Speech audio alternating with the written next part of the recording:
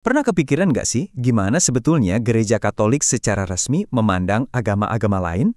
Nah, hari ini kita akan coba bedah tuntas pandangan gereja, langsung dari dokumen-dokumen pentingnya, supaya kita dapat gambaran yang utuh. Yuk, kita mulai. Kita mulai dari pertanyaan yang kayaknya relevan banget buat kita semua ya kan? Di dunia yang makin beragam ini, gimana caranya kita bisa hidup bareng dengan rukun dan damai?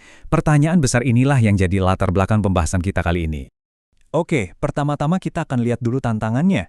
Jadi sebelum kita masuk ke ajaran gereja, penting banget buat kita untuk paham konteksnya, yaitu masyarakat kita yang pluralistis. Ini adalah fondasi dari semua obrolan kita. Iya, hidup bareng sama orang-orang yang beda keyakinan itu jujur aja ada tantangannya. Kalau perbedaan ini nggak disikapi dengan bijak, wah bisa banget jadi pemicu konflik. Makanya sikap terbuka, saling jaga, dan saling menghargai itu jadi kunci utamanya biar semua tetap damai. Oke, sekarang kita masuk ke pendekatan yang lebih spesifik dari gereja. Dimulai dari keluarga terdekatnya dulu, kita akan lihat gimana gereja ngajak untuk bersatu di antara berbagai denominasi Kristen. Nah, gerakan ini namanya ekumenisme.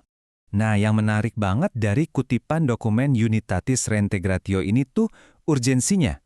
Perpecahan antar umat Kristen itu nggak cuma dilihat sebagai beda pendapat biasa, tapi dianggap terang-terangan berlawanan dengan kehendak Kristus dan bahkan jadi batu sandungan bagi dunia. Ini menunjukkan betapa seriusnya panggilan untuk bersatu ini. Jadi, apa sih sebenarnya gerakan ekumenis itu? Seperti yang bisa kita lihat, ini tuh bukan cuma ide abstrak ya. Ini adalah serangkaian kegiatan dan usaha yang benar-benar nyata, yang memang dirancang untuk memulihkan kesatuan. Intinya, ini adalah aksi, bukan cuma sekedar harapan. Dan ini langkah-langkah praktisnya.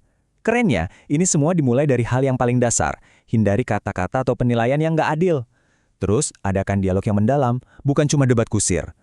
Lalu, wujudkan persatuan itu dalam aksi nyata lewat kerjasama demi kebaikan bersama. Dan yang nggak kalah pentingnya, kumpul dan berdoa bareng. Oke, tadi kita sudah lihat hubungan dengan sesama umat Kristen. Sekarang kita coba perluas lagi pandangan kita.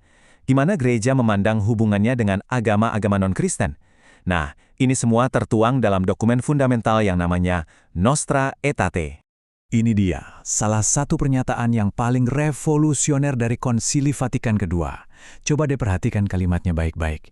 Tidak menolak apapun yang benar dan suci.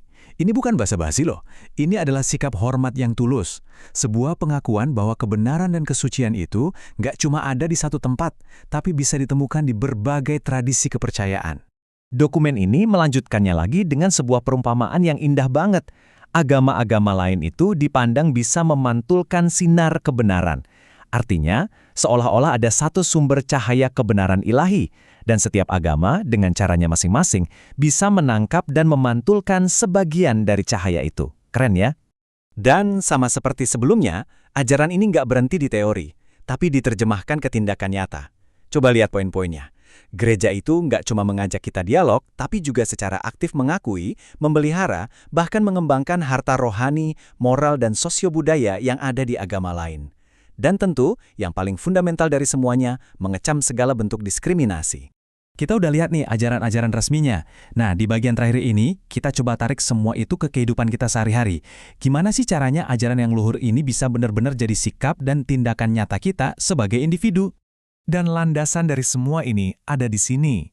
Dasar dari semua dialog adalah kesadaran bahwa kita semua ini pada dasarnya satu keluarga besar. Kita punya asal yang sama, yaitu Tuhan, dan kita juga berbagi satu tujuan akhir yang sama.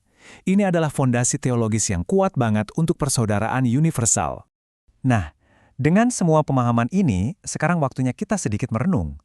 Pertanyaan pertama buat kita, yang perlu kita jawab dengan jujur, gimana sih sikap saya pribadi selama ini ke teman-teman yang beda keyakinan? Dan pertanyaan lanjutannya, apakah sikap pribadi saya itu sudah sejalan dengan ajaran gereja yang barusan kita bahas? Atau jangan-jangan masih ada jarak nih antara apa yang saya yakini seharusnya saya lakukan dengan apa yang benar-benar saya lakukan sehari-hari? Pada akhirnya, inilah inti pesannya. Semua dokumen dan ajaran yang keren tadi itu muaranya ke satu panggilan yang sederhana tapi dalam banget. Membangun persaudaraan sejati, membangun dunia yang damai, itu nggak dimulai dari proyek-proyek besar, tapi dari sikap hati kita, dari kemauan untuk saling memahami dan saling menghormati. Jadi, pertanyaan buat kita bawa pulang adalah, langkah kecil apa ya yang bisa saya ambil hari ini untuk memulainya?